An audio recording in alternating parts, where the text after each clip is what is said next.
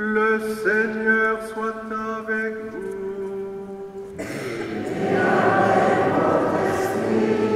Évangile de Jésus-Christ selon saint Jean.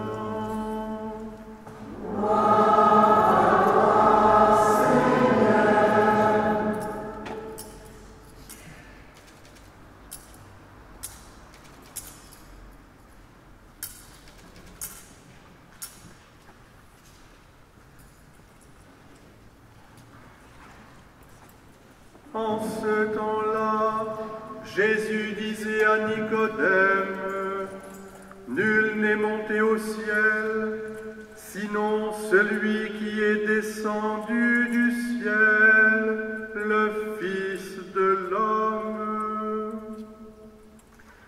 De même que le serpent de bronze fut élevé par Moïse dans le désert, ainsi faut-il que le Fils de l'homme soit élevé, afin qu'en lui, tout homme qui croit ait la vie éternelle. Car Dieu a tellement aimé le monde qu'il a donné son Fils unique, afin que quiconque croit en lui ne se perde pas, mais obtienne la vie éternelle. Car Dieu a envoyé son Fils dans le monde, non pas pour juger le monde, mais pour que par lui le monde soit sauvé. Acclamons la parole de Dieu. Louange à toi, Seigneur Jésus.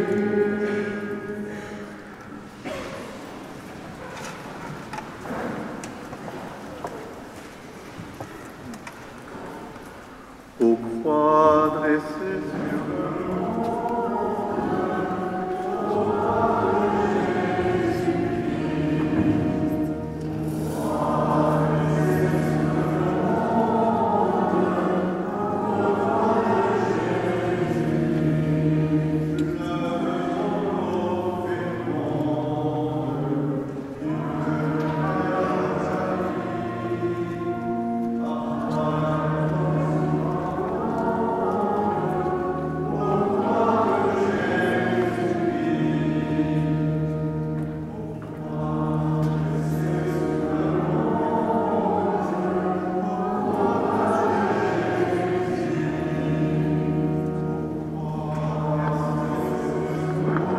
aux croix de Jésus-Christ.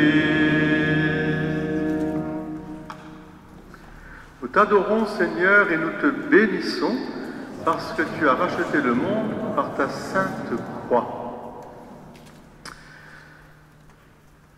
Je voudrais que vous puissiez regarder cette croix glorieuse qui est là, celle que nous avons bien sûr dans l'Église avec l'étole rouge qui entoure le Christ mort et ressuscité, mais qui est passé par la mort pour ressusciter, et puis celle magnifique sur l'écran que Julien, tu nous as mise, et qui est très belle aussi à regarder, la croix glorieuse. Derrière, on voit le Christ ressuscité aussi qui apparaît.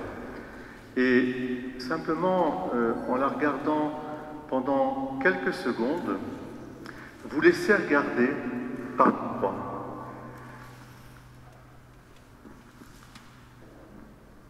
Nous laisser regarder ensemble par la croix. Qu'est-ce que nous dit la croix? Pourquoi cette fête de la croix glorieuse? Et qu'est-ce que nous dit la croix?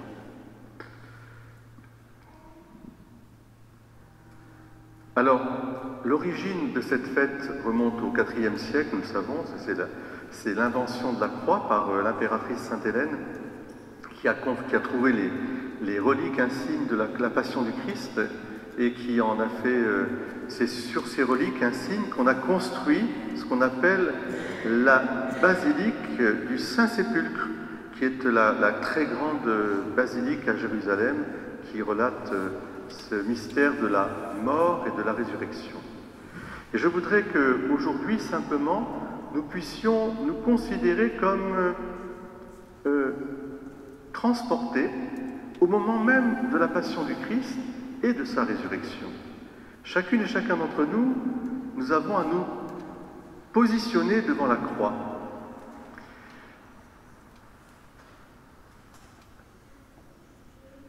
Et comment nous nous mettons justement face à cette croix?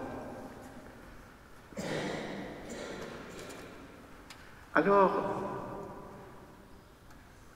si nous avons lu la première lecture avec l'histoire des nombres, et qui est à l'origine du caducée, vous savez que le serpent sur la croix, et qui est, c'est l'origine il vient de là, hein, c'est toute la médecine qui sauve. Eh bien, on a pris appui sur ce récit du serpent d'airain. Je voudrais vous transporter d'abord au jardin d'Éden, avec Adam et Ève, au moment où, dans le jardin, eh bien, ils ont mangé du fruit défendu. Vous vous rappelez les enfants, hein, le serpent les a tentés et ils ont mangé ce fruit défendu. Et qu'est-ce qu'ont fait Adam et Ève dès qu'ils ont péché? Vous vous rappelez? Qu'est-ce qu'ils ont fait? Ils se sont cachés.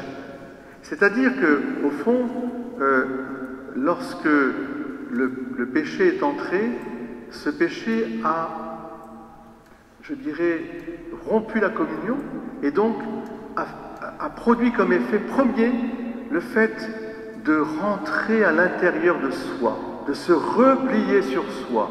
Et on le voit bien puisque Adam et Ève vont tour à tour rendre responsable et le serpent et la femme et Adam aussi, etc. Voilà. Et ils se replient sur eux-mêmes. Et le Seigneur a voulu reprendre ce chemin sur l'arbre qui était devenu l'arbre de mort. Il est venu librement se fixer pour en faire un arbre de vie ouvert aux quatre coins de l'univers. La croix, je vous ai dit, là où la croix est prêchée et mise en valeur, là est le commencement de la mission. Parce que c'est la victoire et la libération, l'ouverture, la liberté d'élargissement du salut de Dieu pour toute l'humanité, pour toute l'histoire. C'est la joie qui naît de la croix, parce que désormais, la mort et le péché n'ont pas le dernier mot, ni l'auteur du mal n'aura jamais le dernier mot. Donc, quand je fais le signe de croix sur moi, quand je regarde la croix, eh bien, doit naître au fond de moi une joie profonde, enracinée, aussi enracinée que nos calvaires dans nos campagnes, que nos croix sur nos églises, que les pèlerinages qu'on peut faire avec la croix de procession, aussi enracinés que ça. Parce que c'est la joie de la libération. Non pas seulement celle de l'Exode, rappelée dans le livre des Nombres, mais celle beaucoup plus profonde de la vie éternelle.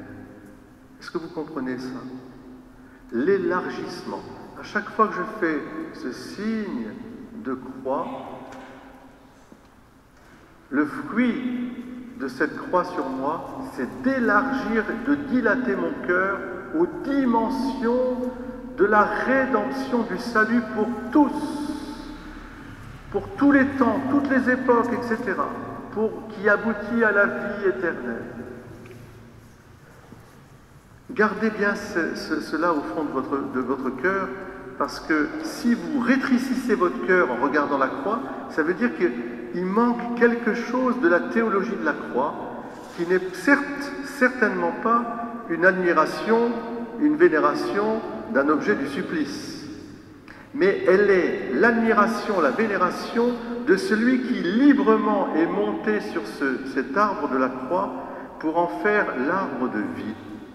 Et donc qui dilate aux dimensions de la vie éternelle. Voilà, chrétien, sois fier de porter la croix. Nous la portons tous, toute l'humanité la porte de toute façon, mais par le Christ, nous pouvons y trouver le sens profond. Alors, je vais demander, et je vais descendre maintenant, mais je vais demander aux enfants, qui est-ce qui a été touché par la croix des témoins de la foi, et je terminerai là-dessus. Qui est-ce qui a été converti par la croix, devant la croix? Alors, est-ce que vous en connaissez? Est-ce qu'il y a parmi vous, les catéchumènes, ceux qui se préparent, est-ce que vous connaissez des témoins de la foi qui ont été touchés par la croix? Devant la croix. Alors le premier au sens vraiment historique. Quel est le premier qui a été transfiguré par la croix? Mais oui, le bon larron. Alors qu'est-ce que c'est qu'un bon larron?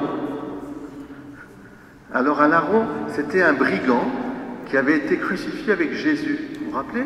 Il y avait deux autres croix. Et puis il y en a un qui aimait beaucoup Jésus et qui a dit « Moi c'est normal, j'ai péché, mais toi tu n'avais rien fait.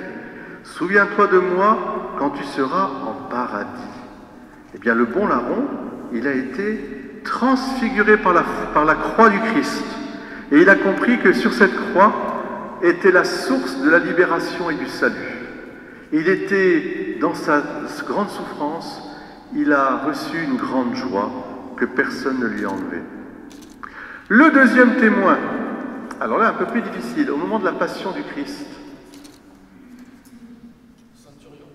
Ouais, centurion. Bravo. Alors le centurion, on l'appelle Longin, parce qu'il avait une lance, et c'est lui qui a transpercé le cœur de Jésus pour voir s'il était mort. Et comme Jésus était mort, il y a de l'eau et du sang qui ont coulé. Et les enfants, quand il a fait ce geste, il a été, lui qui regardait la croix et le Christ sur la croix, il s'est écrié, vraiment, cet homme était le Fils de Dieu. Il est devenu un disciple du Christ.